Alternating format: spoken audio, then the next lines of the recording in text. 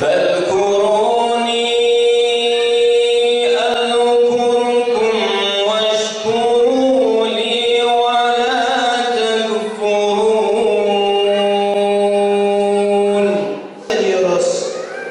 Hasan el-Benna'lara bakıyoruz.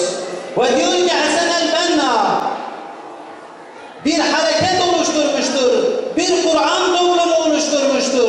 Bu hareket ve Kur'an toplumunu oluştururken şunu söylüyor. Bizim gayemiz Allah'tır. Bizim önderimiz Resulullah'tır. Yolumuz cihattır. Anayasamız Kur'an'dır ve en büyük arzumuz şehadettir diyor Hasan el-Benna. Ve bu şekilde Allah'a ve şehadete ulaşıyor. Bakıyoruz, onun o şehadet mektebinden yetişen Seyyid Kutub'a bakıyoruz. O dönemin firavunu olan Cemal Abdülnasır kendisine haber gönderiyor. Aylarca işkencelere maruz bırakılmış, kelpetenle vücutlarının derisi çekilmiş bir insan. Zaman zaman kızgın sular üzerinden baştan aşağı boşaltılıyor, bazen de soğuk sular boşaltılıyor. Bir et bir kemik kalmıştır.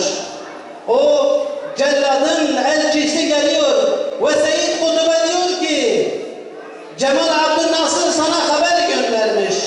Eğer sen şu ana kadar yazdıklarını yalanlarsan, onlardan vazgeçersen, yani bu Kur'an tefsirinden vazgeçersen, kendini yalanlarsan, o zaman Cemal Abdülnasır seni idamdan kurtaracak.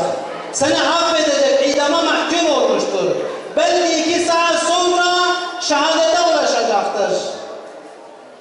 Bunun yanında sana Kültür Bakanlığı'nın müşavirliğini de verecektir. Ve o aziz olan öğretmen Seyyid Kutup kendi şahsında İslam'a halal getirmiyor.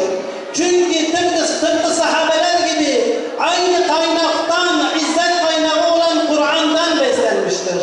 Sahabeler gibi, Hazreti Hüseyin gibi aynı kaynaktan içtiği için aynı cevabı veriyor, aynı neticeye ulaşıyor. Ve diyor ki, eğer ben şu anda hakkın emriyle idam ediliyorsam, yani eğer hak, bu idamı hak etmiş olan bir insan isem, o zaman diyor, hakka karşı gelmez diyor, hakka karşı gelmek haksızlıktır diyor. Ama eğer diyor batılın zulmüyle idam ediliyorsam, ki öyleydi, eğer batılın zulmüyle idam ediliyorsam, batıldan diyor merhamet dilenecek kadar ben alçalamam diyor. Evet, bütün bu şehitlerin tavrı aynıdır. Hangisine bakarsak bakalım aynı sonucu elde ederiz. Gelelim kendi coğrafyamıza. Bu coğrafya, burada da firavunlar kol gezdi. Burada da yapmadıkları zulümleri bırakmadılar. Çünkü nasıl ki dürüstlüğün, hakkaniyetin, ihlas ve samimiyetin, rahmetin kaynağı iman ise, kulluk ise zulmün kaynağı, zilletin kaynağı da küfürdür.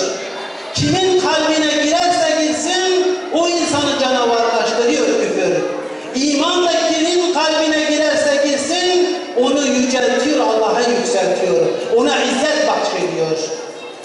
Ve yine yıllarca bakıyoruz bu coğrafyada da zulümler işlendi.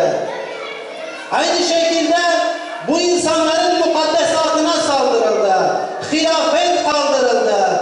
Başörtülerine ellerini uzattılar. İnsanları zindanlara attılar. İnsanları şehit ettiler. Buna karşı İslam alimleri sessiz kalmadı. Bunlardan bir tanesi de Şeyh Said'dir. Onlar istedikleri kadar kendi oluşturdukları tarihlerde onu karalamaya çalışsınlar. Bu toplum biliyor ki o